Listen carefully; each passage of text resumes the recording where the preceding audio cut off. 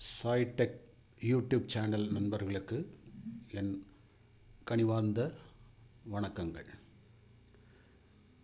இந்த மாதிரி திறந்த வெளியில் இப்படி பார்க்குறதுன்றது ரொம்ப சந்தோஷமாக இருக்குது. இந்த கொரோனா நம்மளை படாபடுபடுத்திடுச்சு. எல்லாருக்குமே ட்ரெயினில் போகணும் அப்படின்னாக்கா ரொம்ப ஜாலியாக இருக்கும்.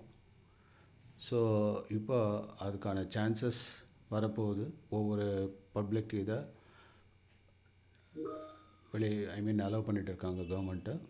ஆனால் அந்த 6 மாதமாக அந்த 5-6 மாதமாக நம்ம மேக்ஸிமமாக ஆல்மோஸ்ட்டு ஒரு வீட்டு கைதியாகவே இருந்துட்டோம் நம்ம. ஸோ வெளி உலகத்தை பார்க்கணும் அப்படிங்கிறது எல்லாருக்கும் துடிப்பாக இருக்குது. ஸோ கூடிய சீக்கிரம் இந்த நிலைமை மாறி மறுபடியும் நம்ம பழைய நிலைமைக்கு வரணும். இது என்னுடைய திருச்சி சென்ற ட்ரெயின் அனுபவம். அதை உங்கள்கிட்ட ஷேர் பண்ணிக்க விரும்புகிறேன். இந்த ட்ரெயினில் போகிறதுன்றது ஒரு அருமையான வித்தியாசமான ஒரு அனுபவம் தான், மறக்க முடியாது.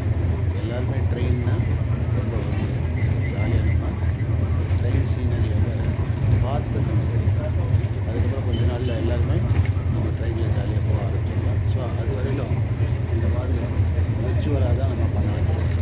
சரியா? ஸோ இது எப்போ எடுத்ததுன்னா 11th March 2020. ஸோ அந்த டயத்தில் எடுத்தது. அதுக்கப்புறம் தான் 24 தேதியெல்லாம் பார்த்திங்கனாக்கா பயங்கர கலெக்ட் ஆகிடுச்சு. அதுக்கு முன்னாடி ட்ராவல் பண்ணப்போ ஜாலியாக இருந்தது. மார்ச்சோட ஃபஸ்ட்டு 2nd வீக் ஏதோ எதேச்சியாக எடுத்தேன். இப்போ அதை என்னுடைய மொபைல்லேருந்து பார்க்குறப்ப அது வித்தியாசமாக ரொம்ப இன்ட்ரெஸ்டிங்காக இருக்குது. ஸோ அதை தான் உங்கள்கிட்ட நான் பகிர்ந்துருக்கேன். இது பார்க்குறதுக்கு ரொம்ப அருமையாக இருக்குது. இதில் பார்த்திங்கன்னா திருச்சி சைடு நிறைய வாழைத்தோட்டங்கள்லாம் பயங்கரமாக இருக்கும். எக்ஸலண்ட்டாக இருக்கும் வாழைத்தோட்டம். ஸோ அது பார்க்குறதுக்கு கண்குளிராக காட்சி தான் இருக்கும். அதை பார்த்துருவாங்க, அவ்வளோ அருமையாக இருக்குது. சரியா? அவங்கள பார்க்கணும்.